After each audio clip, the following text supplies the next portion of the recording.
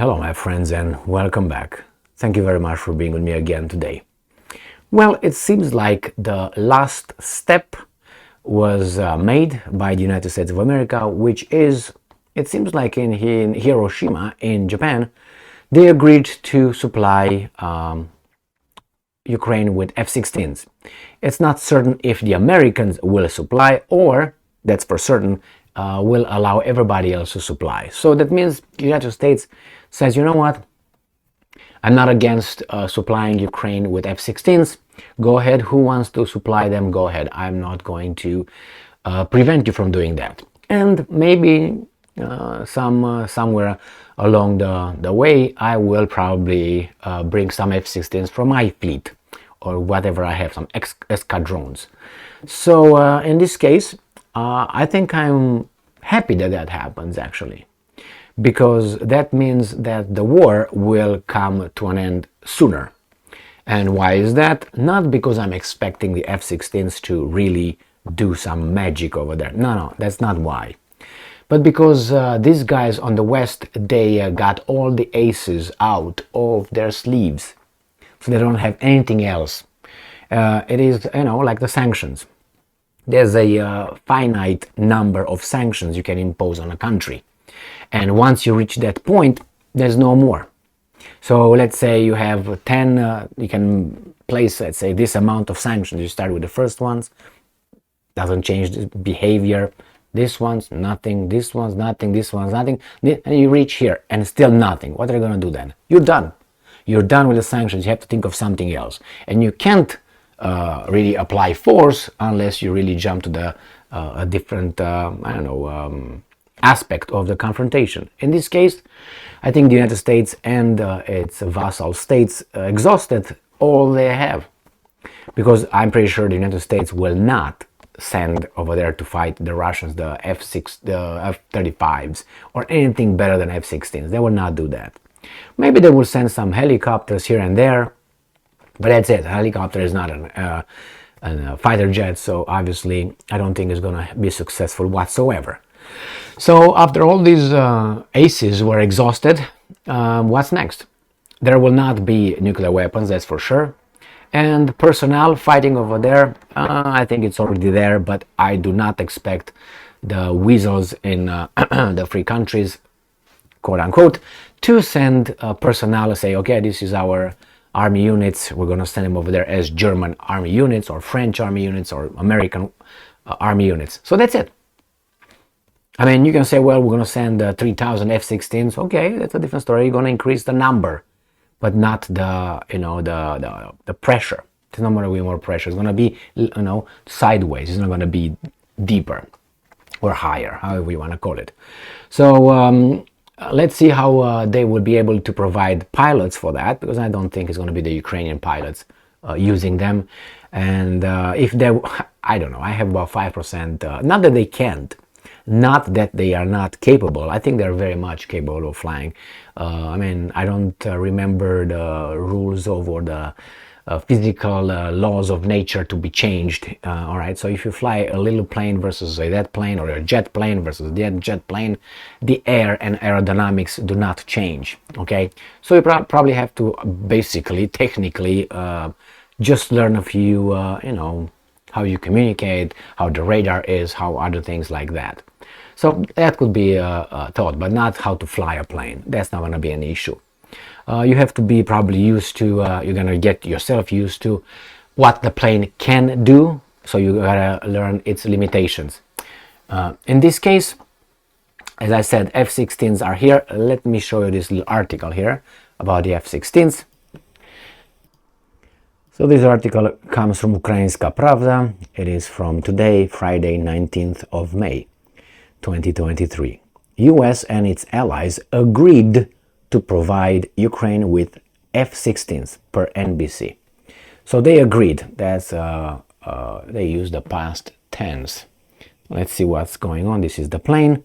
And the US and its allies plan to provide Ukraine with F-16 fighter jets as part of a long-term effort to strengthen Kiev's security.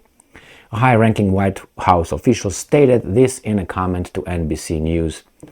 Details. According to the source of the TV channel, the terms for providing modern fighter jets, modern, to Ukraine have not been established. Still, they will not be used during the upcoming counteroffensive of Ukraine against Russian forces. So the term's not, but the idea is you're going to receive them. In the coming months, the US and its allies, vassal states followers, will decide, and I'm quoting, will decide when to actually provide jets, how many we will provide, and who will provide them, end quote, the official said, adding that the F-16s would not necessarily come directly from the United States.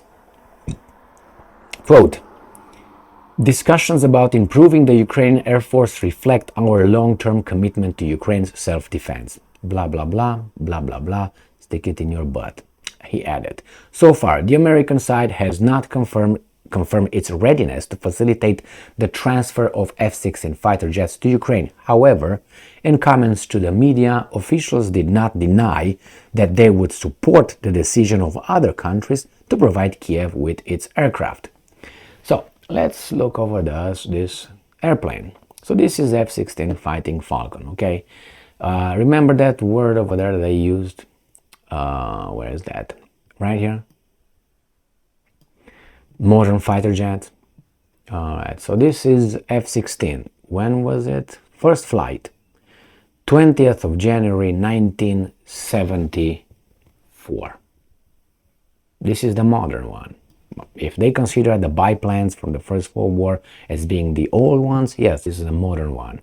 Produced since 1973 to 2017 and 2019 to present. Of course, I am aware that they upgraded it. But not only that, let's see something else here, because I thought it was very interesting to see how long will they be operating. So I looked at here, right by the Israel, it's right here. So it says right here on the bottom, actually right here. However, let's use that. Owing to delays to the F-35 program, all U.S. Air Force F-16s will receive service life extension upgrades. In 2022, last year, it was announced that the U.S. Air Force would continue to operate the F-16 for another 2 decades. All right, even though here it says the F-16 had been scheduled to remain in service with the U.S. Air Force until 2025. 2 more years and then done. So this is the modern aircraft. Now, I do not doubt that it has updates and upgrades, but it was designed in 1974 or something like that. So it's like you have a, let's say, a body of a Cadillac from 1976, let's say, and you just add to it. You change the engine, you put a different engine, you change maybe the suspensions, you change this, you change that, you know, but still everything is on the same chassis, the same body, the same certain things that are over there. You didn't change anything. If you didn't change everything, because if you change everything, it would be a new plane. So we'll see. I'm thinking only of those pilots that are going to fly these things against the Russians, because it was easy to fly them against the Iraqis, or maybe, you know, the Serbs in 1999, or maybe against, what's his name, the guy from Libya, Muhammad Gaddafi, or maybe Afghanistan. But these are the Russians, and the Russians, however you want to turn it, they still have certain abilities to fuck them up. So, good luck. I think this is going to get us closer to the end of the war, or the war ends before these guys decide to send it. And they say, well, we were about to send it, but you know what? You just got kicked in your balls. But, you know, without the Western, without these guys' support, Ukraine will collapse in 2 days. It's not only me saying that, there's many others, including Borrell, the intelligent European Union foreign minister. He's not called foreign minister, but he's the guy with the foreign affairs in charge over there. He's not very smart, but I have to use it because it makes my point, and therefore it makes me not that smart, right? Well, you have to be weasel at times. No, but I think that's my assessment. Without the, if you think that Ukraine is producing things and just able to fight a how much the Russians are throwing at them by themselves, then okay, well, then you can think the same truth that Russia has been losing since February 24th, 2022. But I suggest you take a look over the Ukraine map. Thank you very much for being with me again today. Stay strong, stay smart, look for the truth, and be just.